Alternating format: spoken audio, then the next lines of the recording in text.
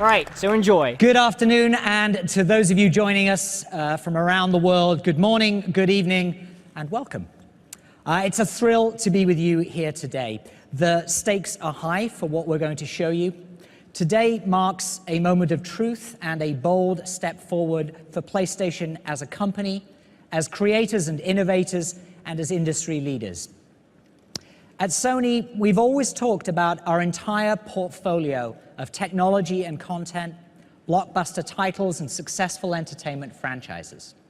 Today, we'll show you how we're strengthening the PlayStation ecosystem through hardware, software, and network capabilities that, when unified, create truly magical experiences that can only be found in our world. We'll show you how we're making access to our content and experiences, social interactions and titles vastly more simplified and streamlined.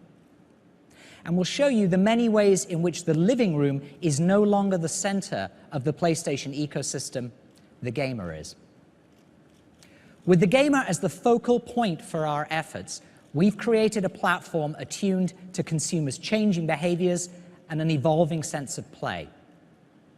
Ease of access, regardless of location or device, has been an absolute priority. With mobility and the ability to share content and experiences becoming an increasingly important part of the gaming experience, connectivity between devices and the ease with which they connect has been essential to meeting the demands of today's casual or core gamer.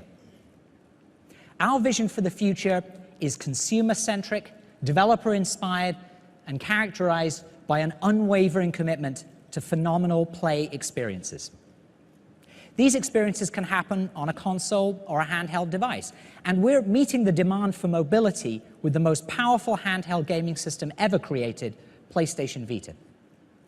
In fact, the operating system and chipset inside PlayStation Vita is so powerful, we think it could bring significant value to gamers' living room experiences. We know the potential for expanding PlayStation Vita to the living room is real and promises to deliver amazing gameplay and multimedia. We'll be talking more about this exciting initiative later this year, but it's safe to say that we'll continue to unlock PlayStation Vita's potential. We're also focused on expanding the world of PlayStation content to smartphones and tablets via PlayStation Mobile.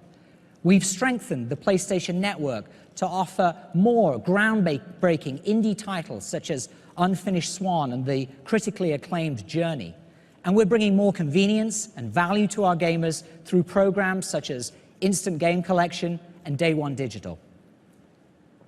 Every facet of PlayStation will continue to become more powerful, and as you'll see today, remains at the heart of every new innovation we create.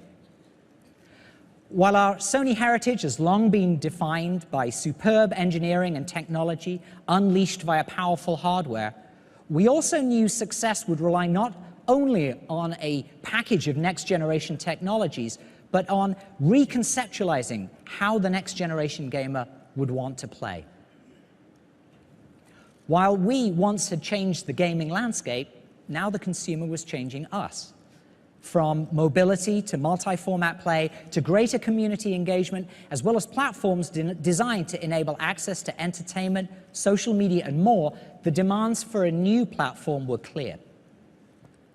Conversations with the wildly talented and ambitious minds found within the developer community helped us understand what would define the new and the next for them. We painted a picture of the future that would revolutionize not just the console, but would have implications across our entire portfolio of products. Our immersion into the gaming experience at every touch point resulted in a renewed passion for play and keen insight into the demands any new platform would have to meet to be relevant and extraordinary. Today, we will give you a glimpse into the future of play, a reimagination of the gaming experience that has been developer-led, consumer-inspired, and powerfully and thoughtfully engineered by Sony Computer Entertainment. It's designed to make accessing the content gamers love easier than ever. It's conceived as the most personalized gaming experience available today. It is, consistent with our heritage in gaming, delivering the most powerful platform ever. It is simple and adaptive with socially enriched content. Expect worlds to come alive with greater fidelity and intensity than ever before. Expect the best franchises to be even better. And expect powerful opportunities to connect and play and stay informed even when away from the primary console. This is the foundation of our next generation platform, PlayStation 4.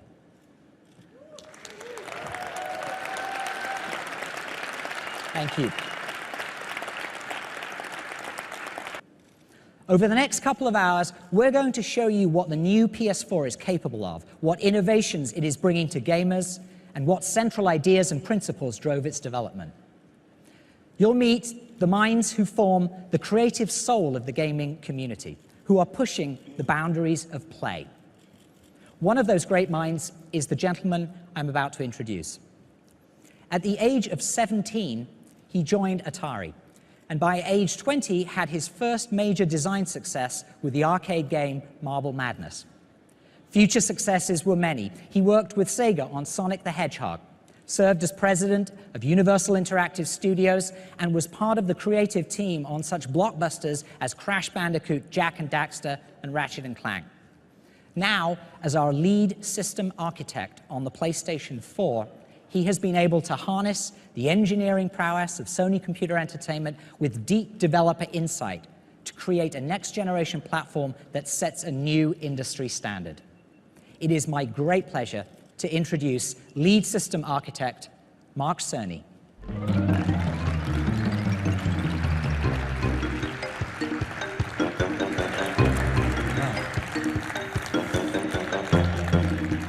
Thank you, Andy. Thank you for the warm welcome, and thank you all for being here today. As Andy mentioned, my role on the development of the next generation platform started about 5 years ago. At that time, we began to look at how the console architecture could free developers from painful technological limitations and enable them to create the game experiences that they'd always been dreaming of making. We also looked at how the whole PlayStation ecosystem could be evolved as well to allow the player to take a dynamic, preference-driven path through the world of content.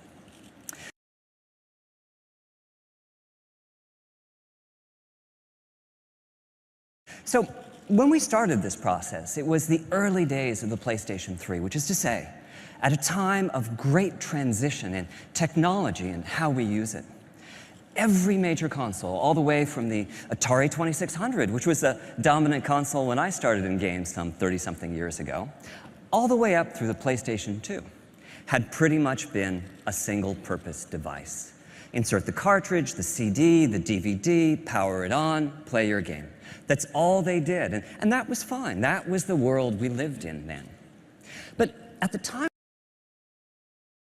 of the launch of the PlayStation 3, all of that was in flux. The world was becoming a connected place, and a single device was now expected to provide a range of services and applications. Now, PS3 has done pretty well in these respects. It's the top platform for Netflix. But as a console designed before this revolution hit, there are limits to the functionality that it can provide in this new world. In addition, since the launch of PlayStation 3, we've seen a proliferation in the number and variety of devices that people own and interact with. With so many platforms to support, much less value is found today in exotic technologies such as blast processing or a supercomputer on a chip. It is a powerful and accessible system, and it has a deep feature set to support the ongoing development and evolution of gaming itself. Now, the architecture that we chose is like a PC in many ways, but supercharged to bring out its full potential as a gaming platform. For the CPU, we chose the most familiar architecture on the planet, the x86, allowing us to tap into over 3 decades of programming expertise. For the graphics processor, we decided to use a highly enhanced PC GPU, something that would be easy to develop for in the early days of the platform lifecycle, but at the same time, a GPU with remarkable long-term potential. And for system memory, I'm proud to announce that we are equipping the system with 8 gigabytes of high-speed unified memory, both satisfying the #1 developer request for ease of game creation and also increasing the richness of content achievable on the platform. And this system memory is backed by the massive local storage that only a hard drive can provide. Overall, this architecture is designed to ensure that the very best games and the most immersive experiences will reach the player. Now, the next few demos are live, so I get the pleasure of sharing with you, for the first time, the new controller. And here it is, the DualShock 4.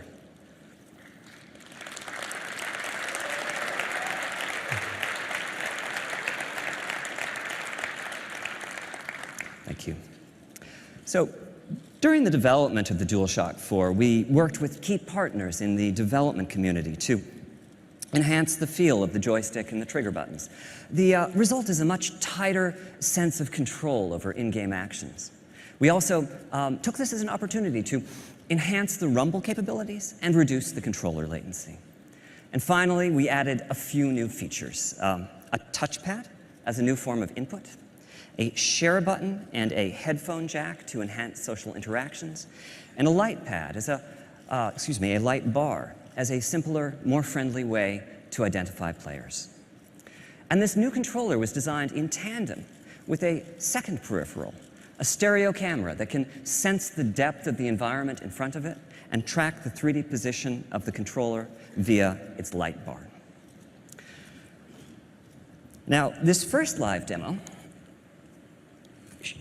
shows the payoff from the augmented PC architecture. This is Unreal Engine 4 from Epic, running in real time on prototype hardware. There's some very sophisticated technology here, GPU-accelerated particle systems and realistic transmissive materials with substantial subsurface scattering. And this is all running in real time. I can look around as the animation plays using the touchpad input. Not only do we have the power to drive this level of application, but we also have, in PlayStation 4, an extraordinarily easy conversion path from the PC world. Now, as to how we accomplish this, PlayStation 4 is centered around a powerful APU that combines 8 CPU cores with a state-of-the-art GPU with almost 2 teraflops of computational performance. Putting CPU and GPU on the same die gives them streamlined access to a common pool of memory. And with PlayStation 4, we're taking an unprecedented step. For system memory, we're using GDDR5, the type of memory typically reserved for top-of-the-line, high-end graphics cards. This gives us 176 gigabytes per second of bandwidth and provides a further boost to the GPU performance. Now, earlier I said we were using a highly enhanced PC GPU. Principally, we've modified the GPU to make compute easier, which is to say, we've made it practical to use the GPU as a general-purpose computational device. This next live demo is a million-object physics simulation from Havok. This is primarily running on the GPU, not the CPU. Tasks that can fully occupy the CPU cores will be achievable using just a fraction of the PlayStation 4 GPU. Overall, our goal has been to architect the system so as to support a breadth of experiences. I'm really looking forward to seeing how the development community will choose to use this tool that we've provided for them. Truth is, I'm making a game too. In my case, I'm focusing on that joy of play I remember so well from the early PlayStation days. So here's a quick look at the title I'm directing.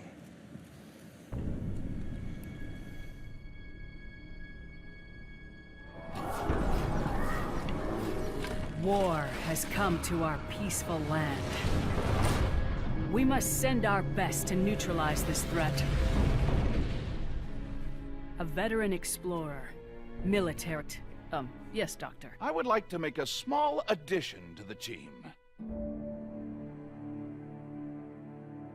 Behold my greatest creation, Knack. Just go slow, little buddy. You'll be fine. He looks a little delicate to me. Knack is capable of explosive growth. He will be invaluable in the fight against the goblins.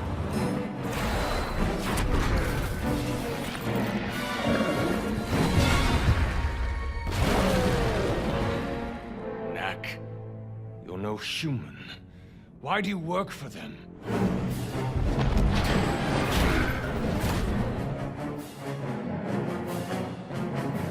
Victor's up to something. The next step of human evolution begins now. The world is about to change, and he'll be the one who changed it.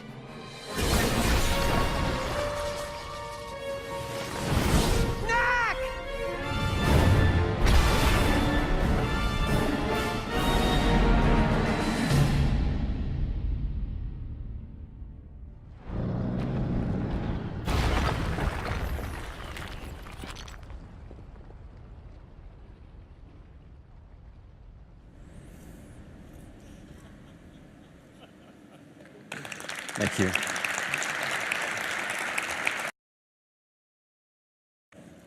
So, with the major system components, CPU, GPU, hard drive, memory, controller in place, the next design task for our team was to create the larger user experience that would surround the games.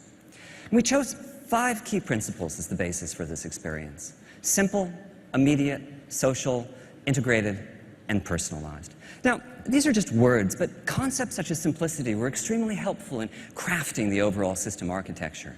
Games continue to evolve, some becoming very complex indeed, and the processing power of the system is an exponential leap over its predecessors. But at the same time, we wanted the platform itself to be consumer-oriented, with a premium placed on functionality and ease of use. For us, simplicity meant that powerful functionality needed to be just a button press away. Speed of response is also vital. Immediacy is no longer an ambition when creating system UI, it's an expectation with players. So on PlayStation 4, we've put together a feature set, assisted in many ways by custom hardware, that radically reduces the lag time between consumers and their content. For one, the hardware supports suspending and resuming of play sessions. Just hit the power button and the system enters a low power state, with the play session preserved in RAM. The minutes that it takes today to boot a console and load a saved game will be a thing of the past. On PS4, you'll just hit that power button again and promptly be back playing the game at the exact spot you left off. PlayStation 4 also has a secondary custom chip that manages uploads and downloads. As a result, it's possible to download or update games in the background, or even with the main power off. And we're taking this one step further. On PlayStation 4, digital titles are playable even as they are being downloaded. When you purchase a title, you download just a fraction of the data and begin playing. The rest of the data is downloaded in the background as you continue to play the game. Our next key principle is social. There's no doubt that play is no longer an isolated pastime. Social play is so important to PlayStation 4 that we've added in hardware to support it, in the form of dedicated, always-on video compression and decompression systems. Now, to illustrate the next few points, I'm going to show you various aspects of the PS4 user interface, which is a complete redesign over what we have today on PlayStation 3. Part of what this dedicated video compression and decompression hardware does is it enables seamless uploadings of recordings of gameplay. Just hit the share button on the controller, scan through the last few minutes of gameplay, pick a portion, tag it, and return to your game. The video will upload as you continue play.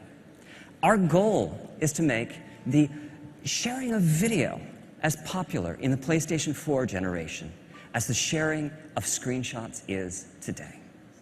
And this same hardware enhances visibility of gameplay. You can browse live game video of what your friends are doing at that exact moment, or spectate the gameplay of a famous person within your gaming universe. You can even see that your friend is in trouble and reach out through the network to take over the controller and assist them through some difficult portion of the game.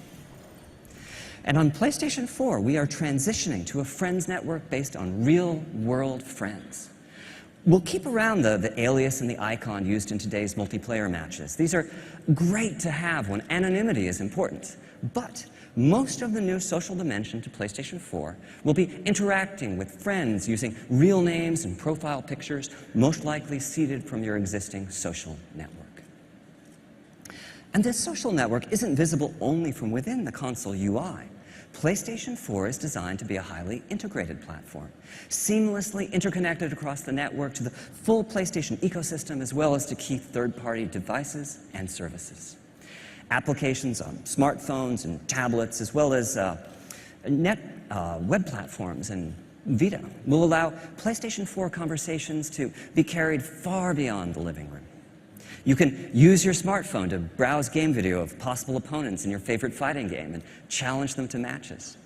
Companion applications on PlayStation Vita or your tablet will add another dimension to the experience and allow you to keep in touch with the evolving world of your game regardless of your location. And our final ambition with PlayStation 4 is personalization, the concept that the system can get to know you and bring you closer to the games and other experiences that you're seeking. Personalization is a key design principle of the PlayStation 4 interface. You're just a button press away from the latest news about your game titles or interactions with your friends.